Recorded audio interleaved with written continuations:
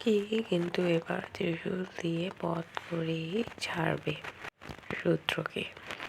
যাই হোক, ল্যাবে এতগুলো লোক রয়েছে, তার সাথে রোহিত ফুলকেও, কিন্তু তা সত্ত্বেও রুদ্র সেখান থেকে আরামসে পালিয়ে গেল। মানে কি হাস্যকর জিনিস। তবে যাই হোক, একটা জিনিস অন্তত শান্তি দিয়েছে, মানে সবার চোখে ধুলো দিয়ে পালিয়ে গেল, ফুলকির চোখে ধুলো দিতে পারল না রুদ্র।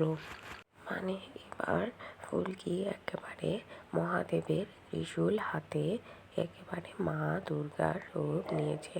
আর ফুলকির এই রূপ দেখে রুদ্রের চোখেও রূপ নিয়েছে একেবারে বড় বড় ছানা বড়ার। সো এবার দেখার ফুলকি মহাদেবের এই ত্রিশূল দিয়ে আদৌ ওই রুদ্রকে দমন করতে পারবে কিনা। তো আর যাই হোক, নায়িকা তো পারবি। তো ত্রিশূলটা রুদ্রের একবারে পেছনেই ঢুকিয়ে দিয়েছে ফুলকি। বেচারা রুদ্র রোহিতের হাত থেকে বেঁচে পালিয়ে গেল, বেঁচে পালাতে পারলো না ফুলকির হাত থেকে। তারপর আবার এসে হাজির হয়েছে লাবু।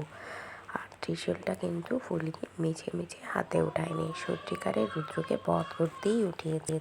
তো তোমরা এবার খুশি তো যে রুদ্রকে ফুলকি বধ করতে পেরেছে? তা কিন্তু অবশ্যই কমেন্ট বক্সে জানাবে। আর এরকম সমস্ত আপডেট সবার আগে পেতে অবশ্যই আমার চ্যানেলটিকে সাবস্ক্রাইব করে নিয়ে শেয়ার করে দেবে।